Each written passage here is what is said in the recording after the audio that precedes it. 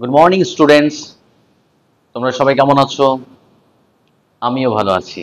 এই দেখো, আজকে তোমাদের জন্য কি নিয়ে এসেছি বলো তো, এটা কি?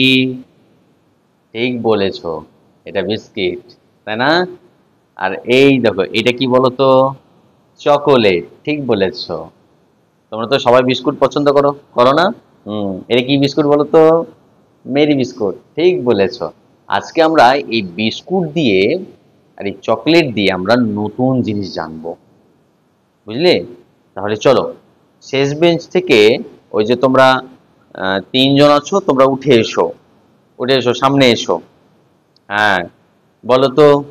হুম, তোমাদের নামগুলো এবার বলো, আমি এক এক করে সব বোর্ডে লিখবো। বলো বলো বলো। হ্যাঁ, তোমার নাম। তাহলে আমরা এখানে কজনকে ডেকেছি বলো তো? তোমরা গোনো গোনো। ঠিক বলেছো, রাজু, সিয়াম, সাইম। এরা কজন? তিনজন, ঠিক বলেছো। তাহলে এই তিনজনকে আমরা এবার বিস্কুট দেব। আমরা সবাই খাবো কিন্তু শেষে, হ্যাঁ? আগে আমরা জিনিসটা শিখে নিই, জিনিসটা। এগিয়ে এসো। এ নাও, তুমি দুটো বিস্কুট নাও। এ নাও, তুমি দুটো নাও। এ নাও, তুমি দুটো নাও।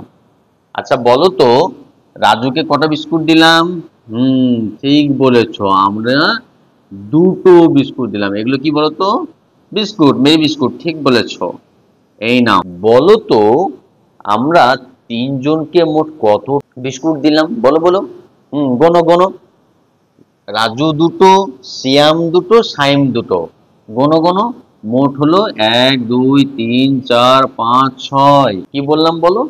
একই জিনিসকে বারে বারে যোগ করাটাই হলো গুণ।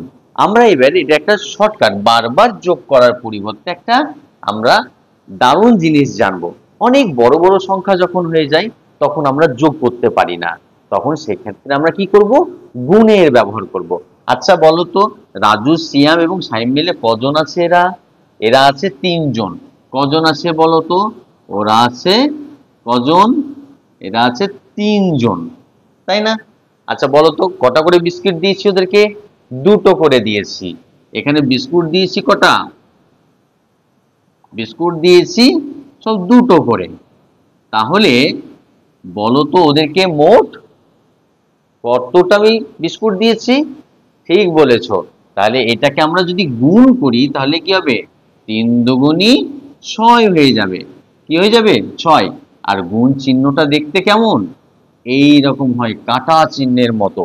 দেখো, এখানে রাজুকে দুটো আছে দেওয়া, সিয়ামকে দুটো দেওয়া আছে, সাইমকে দুটো দেওয়া আছে, তাই না? আচ্ছা, আবার আমি রাজুকে আরেকটি বিস্কুট দিলাম।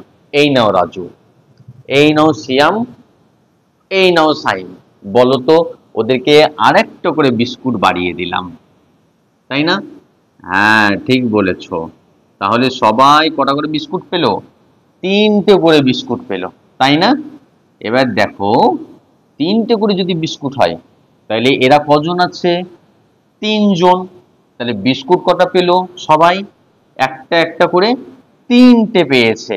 তাহলে আমরা এখানে সংখ্যাটা পাল্টে দেব। বিস্কুট কটা করে পেল? সবাই তিনটে পেল।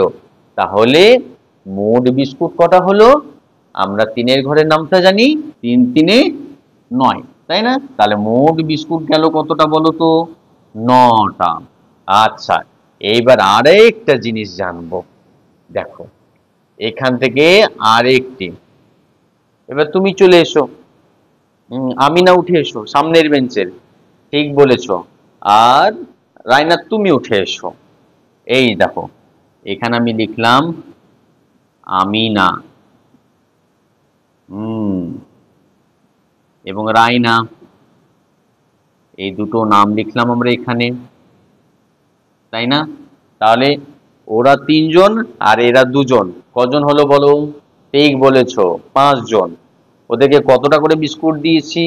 তিনটে করে, তাই না? তাহলে আমিনাকে কটা দেব? ও তিনটে পাবে। রায়না কটা পাবে? তিনটে। সমান সমান বিস্কুট পাবে।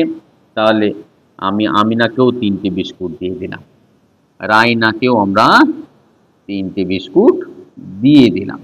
দেখো তো, আমিনার কটা? একটা, দুটো, তিনটে। রায়নার কটা? একটা, দুটো, তিনটে। আচ্ছা বলো তো, এরা মোট কজন আছে? ঠিক বলেছো, রাজু, সিয়াম, সাইম, আমিনা, রায়না মিলে এরা আছে 5 জন। তাহলে কজন হচ্ছে এখানে? 5 জন, তাই না? আচ্ছা, সবাই বিস্কুট কটা করে পেয়েছে? হাতে তোমাদের কটা করে বিস্কুট আছে? 3টে। তাহলে তোমরা পেয়েছো 3টে বিস্কুট। তাহলে মোট কতটা বিস্কুট হলো? বারে বারে আমরা যোগ করতে পারবো না। একই সংখ্যা বারে বারে যোগ করার পদ্ধতিটাই হলো গুণ। তাহলে ঠিক আছে, এখানে 5 জন আছে, বিস্কুট হলো 3 জন। তাহলে আমরা 3-এর ঘরে নামতা জানি। 3 5 কত হয়? 3 5 15। তাহলে আমি মোট কতটা বিস্কুট দিলাম ওদের 5 জনকে?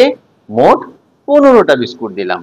তাহলে এইভাবেই আমরা গুণের ধারণা পেতে পারি।